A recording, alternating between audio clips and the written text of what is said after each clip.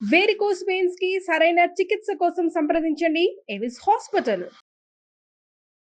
నమస్తే రమగారు. నమస్తే జయ. రమగారు, మనకి ధనుర్మాసంలోనే సుబ్రహ్మణ్య షష్ఠి ఉంది కదా. షష్ఠి యొక్క విశిష్టత. సుబ్బరాయ షష్ఠి అంటే సుబ్రహ్మణ్యేశ్వర ఆరాధన చేసుకునే రోజు. ఇదివరకటి కంటే సుబ్బారాయుడు షష్ఠి అంటారు. సుబ్రహ్మణ్య షష్ఠిని సుబ్బారాయుడు షష్ఠి. తమిళియన్స్ ఎక్కువ చేస్తారని కనిపిస్తుంది. స్కంద షష్ఠి అంటారు. మన వైపు సుబ్రహ్మణ్య షష్ఠిగా చెప్తాం. కంద అని రాస్తారు కానీ కంద కాదు, అది స్కంద షష్ఠి. అయితే నాగుల చవితి నాడు ఆచరించలేని వాళ్ళు స్కంద షష్ఠి నాడు చేసుకోవటం ఒక పద్ధతి. స్కంద షష్ఠే చేసుకోవచ్చు మనం. స్కంద ఆరాధన సంతానప్రదం. రెండోది, కుమారస్వామి శుద్ధ జ్ఞాన స్వరూపుడు. సుబ్రహ్మణ్యుడు జ్ఞానస్వరూపుడు. మనము మన జీవితానికి ఒక ఆధ్యాత్మిక ప్రగతి కావాలన్నా, క్రమశిక్షణతో కూడిన జీవితం కావాలన్నా కూడా సుబ్రహ్మణ్య ఆరాధన చాలా మంచిదిగా చెప్తారు. ఈ సుబ్రహ్మణ్యం అంటే మనం సర్పం కదా. అవునండి, మనకు తెలుసు అది. అయితే ఈ సర్పం, మానవ దేహంలో సర్పం ఉంటుంది. అది ఎక్కడుంది? కుండలిని స్వరూపంలో ఉంటుంది. ప్రతి మానవుడికి మనకి అవయవాలు కనపడతాయి. కనపడనివి చక్రాలు ఉంటాయి మనకి.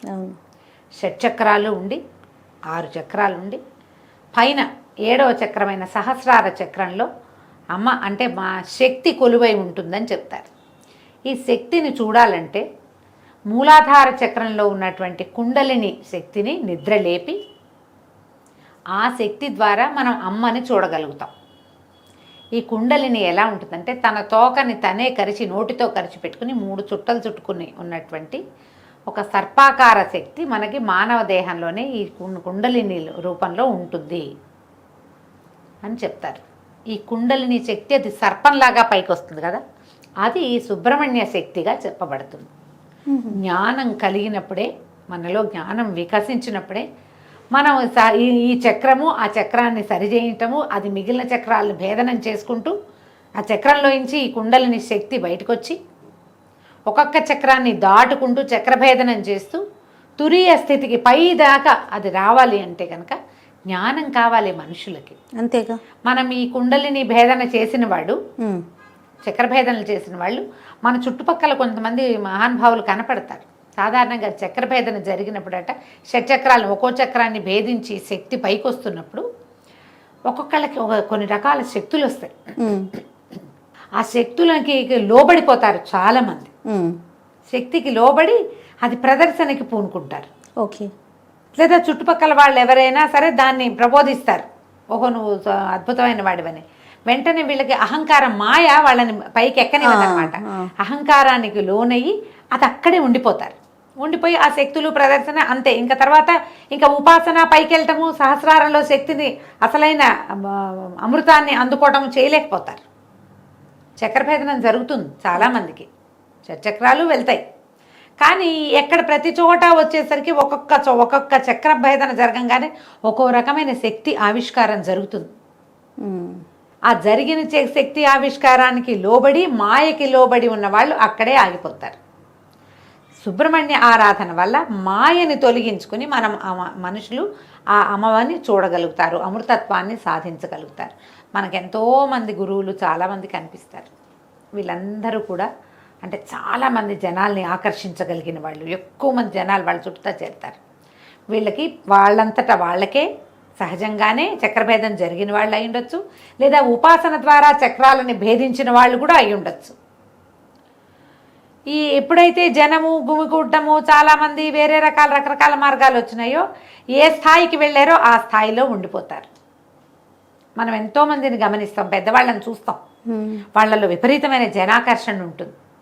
వాళ్ళు ఏం చెప్పినా వింటారు జనం. అవును, వాళ్ళ వెనకాల పరిగెడతారు, వాళ్ళనే పరమ గురువుగా భావిస్తారు కూడా. ఎంతమంది కనిపిస్తారు వాళ్ళలో కూడా. ఇప్పుడు ఈ అమృతత్వాన్ని సాధించి మనుషుల కోసం ఇలా ఉన్నవాళ్ళు కొంతమంది ఉండుండొచ్చు మహానుభావులుగా, లేదా అమృతత్వాన్ని సాధించలేక ఎంత మటుకు వెళ్ళారో అక్కడే ఆగిపోయిన మహానుభావులు కూడా కొంతమంది ఉంటారు. ఎవరైనా మహానుభావులే, అందులో తేడా ఏం లేదు. కాకపోతే వాళ్ళు ఎంతవరకు వెళ్ళారు, ఇంకా ఎంత వెళ్ళాలి అనే జ్ఞానాన్ని సుబ్రహ్మణ్యుడు ప్రసాదిస్తాడని చెప్తారు. మనం ఇప్పుడు మామూలు మనలాంటి వాళ్ళకి ఏం తెలిసాయా? ఇవన్నీ విని తెలుసుకుని చదువుకుని అంతే. ఈ చక్రము భేదించడం అంటే ఏమిటో సాధారణ మనుషులకు అర్థమే కాదు. అవి నాకు అయిపోయింది అనుకుంటారు. అయిపోయిందంటే అవదు, అది నాకేమీ కాలేదనుకుంటే అయినట్టు. ఏమీ అవదు, దానికి సమయం పడుతుంది. కానీ ఆధ్యాత్మికమైన ఆలోచనలు, స్పిరిచువాలిటీ వేరు, మనకి డివోషనల్ వేరు కదా, నీకు తెలుసు కదా. అవునండి. భక్తి వేరు, ఇది వేరు. స్పిరిచువల్ థింగ్ అనగానే ఆత్మకి సంబంధించిన జ్ఞానం వేరు, దీన్ని దాటింది.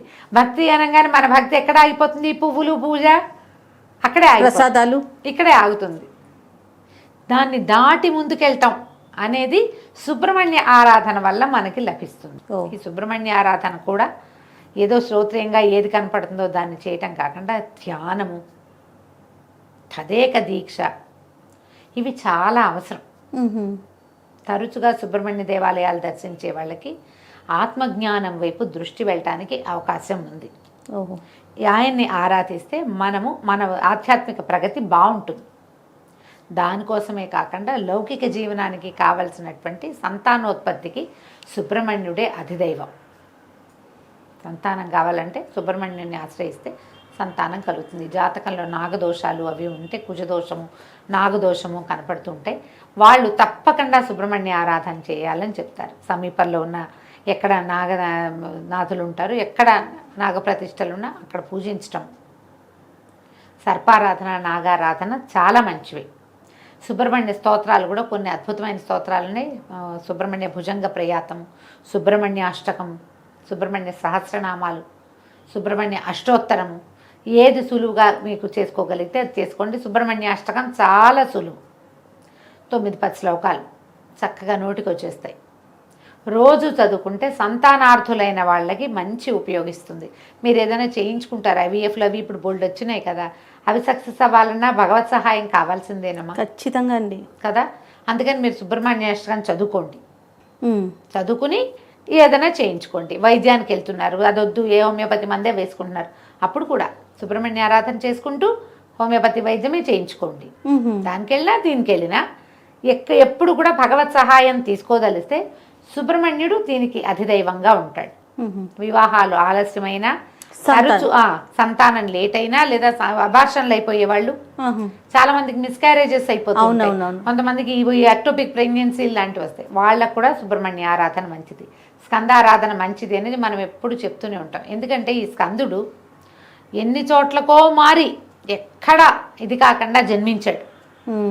ఎన్ని ప్రతికూల పరిస్థితులు వచ్చాయో ఆయన పుట్టుక్కి, అమ్మా నాన్నని కలవనివ్వల దేవతలందరూ కలిసి, సహజంగా ఆయన పుట్టలేకపోయాడు, సహజంగా జన్మించలా. శివవీర్యాన్ని శక్తిలో నిక్షేపితం చేయలేకపోయారు, పార్వతిలోకి రానివ్వలా దాన్ని. ఆ శివవీర్యం భూమి మీద పడింది, అగ్నిదేవుడు భరించాడు, అక్కడి నుంచి గంగానదిలోకి చేర్చారు. ఆవిడ శరవణంలో వదిలిపెట్టింది, దాన్ని అక్కడ వదిలేసింది, శ్వేతపర్వతం ఎక్కడ వదిలిపెట్టేసింది. వదిలేస్తే అప్పుడు ఇవన్నిటికీ ఎన్ని చోట్లకి జారినా కూడా చివరికి శిశువుగా మారాడు ఆయన, రెల్లుగడ్డలో నుంచి. అంతే కదా శరవణ భవుడు, అందుకే కదా ఆ రెల్లులో జన్మించాడు. ఇన్ని చోట్లకి మారినా జన్మ మాత్రం కుదిరింది. ఆయన తారకాసుర సంహారం చేశాడు. తారకాసుర సంహారం కోసం జన్మించిన వాడు ఈయన. అంటే ఏదో ఒకటి సాధించడానికి పుట్టాడు. ఆ పుట్టడానికి ఇన్ని స్థలాలు మారి కూడా స్కందుడై జారిపడినా కూడా జీవించే ఉన్నాడు ఆయన. అంత బలమైన వాడు కాబట్టి ఆయనని ఆరాధిస్తే మనకి ఏదైనా ఇబ్బందులు ఉన్నా కూడా సంతానం కుదురుతుంది. అవకాశం ఉన్న వాళ్ళు సుబ్రహ్మణ్య ఆరాధన చేసుకోండి. ఈ సుబ్రహ్మణ్య షష్ఠిని సుసంపన్నం చేసుకోండి. ఒకవేళ చవితినాడు చేస్తే ఇది చేయకూడదని కాదు, చేసినా షష్ఠి పూజ చాలా మంచిది. దీనికి సులువుగా చేసుకునే విధానం ఏంటి, ఇంట్లో మీరు సుబ్రహ్మణ్యుడు వచ్చిన బాలసుబ్రహ్మణ్యం పటాలు దొరుకుతాయి. చక్కగా చిన్న మొహంతో పిల్లవాడు కూర్చున్నట్టుగా కనపడుతుంది. ఓ నెమలి, సర్పము కనపడుతుంటాయి, వేలాయుధం కనపడుతుంది, ఫోటోలు కనిపిస్తాయి. బాలమురుగన్ని తెచ్చి ఇంట్లో పెట్టుకోండి అమ్మ. తెల్లటి పువ్వులతో అర్చన చేసుకోండి. 108 నామాలు చదువుకోవచ్చు. తెల్లటి పువ్వుల దండగుచ్చి వెయ్యండి. తర్వాత చలిమిడి, చిమ్మిరి లాంటివి నివేదన చేయండి. పాలు పోయచ్చు. చిన్న వెండి పడగ తెచ్చుకుని ఆ పడగను పెట్టుకుని నామాలు చదువుతూ పడగకి పాలు పోయండి. ఎక్కడైనా పుట్ట ఉంటే దగ్గరలో పుట్టలో పాలు పోసరండి. నాగప్రతిష్టలు దేవాలయాల్లో రావి చెట్టు కింద కనపడతాయి, అక్కడ కాసిన పాలు పోసేయకండి, పోయండి కాసిని. చిన్న అంత వెండి గిన్నెడు, వెండి గ్లాసెడు పాలు చాలు ఉద్ధరణతో పోస్తే ఒక 11 సార్లు 11 ఉద్ధరణలు, అంతకంటే అవసరం లేదు. పుట్టలో పోస్తే 3 ఉద్ధరణల పాలే పోయమని చెప్తారు, అంతకంటే అక్కర్లా. ఆవు పాలు పోయింటే అవి శ్రేష్టం. మీకు అవకాశం ఉంటే చిమ్మిడి చలిమిడి చేసుకోండి. పగలు తరిగినవి తినద్దు, రాత్రిపూట అన్నం తినకూడదు, ఉపవాసం చేయాల్సిందే. పగలు భోజనం చేసి రాత్రికి ఉపవాసం చేయొచ్చు. కొన్ని చోట్లయితే మొత్తం 2 పూట్ల చిమ్మిడి చలిమిడి తినే ఉంటారు. మీ ప్రాంతాల వారీగా ఏం చేస్తారో అది చేయండి. మీ ప్రాంతాల్లో ఏ పద్ధతులు లేకపోతే నేను చెప్పిన సులువైన విధానాన్ని పాటించండి. 2 టమాటాలు చిదిపి పప్పులో వేసుకోండి, ఒక టమాటా చారు పెట్టుకోండి, పగలు భోజనం అయిపోతుంది. క్యాలీఫ్లవర్ లాంటివి ఇట్లా తుంపితే కూర అయిపోతుంది. అవునవును. చాకులతో కొయ్యొద్దు అని చెప్తారు. మరి ఎందుకు చెప్తారో తెలీదమ్మా. నేను మా పుట్టింట్లో అత్తారింట్లో కూడా అదే విధానం, నాకున్న విధానాన్ని నేను మీకు చెప్తున్నాను. అంటే మీకు ఏదైనా విధానం ఉంటే అవి పాటించండి, కుటుంబ విధానం ఉంటే పాటించుకోండి. మీకేమీ లేదు మీరు చేయాలని భావిస్తే కనుక ఇలా చేసుకోవచ్చు. రాత్రికి ఆ చిమ్మిరి చలిమిడి తినండి. ఏదైనా ఒక పండో ఫలమో, అరటిపళ్ళు మంచిదమ్మా. ఈ కోసుకునే పళ్ళు అవి తినకండి. చాకు ముట్టుకోవద్దు, అదే రూల్. కొయ్యొద్దు, కత్తిపి చాక కాకపోతే కత్తిపిటితో కొయ్యచ్చా అని అడగండి. తరిగేవి కోసేవి పనికిరావు. సుబ్రహ్మణ్య భుజంగ ప్రయాతం కొంచెం టఫ్ కానీ అది చాలా బలమైంది, మంచిది అని చెప్తారు. ఎవరైతే ఉపాసనా మార్గంలోకి వెళ్ళాలనుకుంటున్నారో వాళ్ళు సుబ్రహ్మణ్య భుజంగ ప్రయాతాన్ని రోజు చదువుకోవటం వల్ల ఆధ్యాత్మికమైన ప్రగతి కొంత ముందుకెళ్తాం మనం సాధనలో. అవకాశం ఉన్న వాళ్ళు ఈ సుబ్రహ్మణ్య షష్ఠిని సుసంపన్నం చేసుకోండి. తప్పకుండా. నమస్తే. నమస్తే.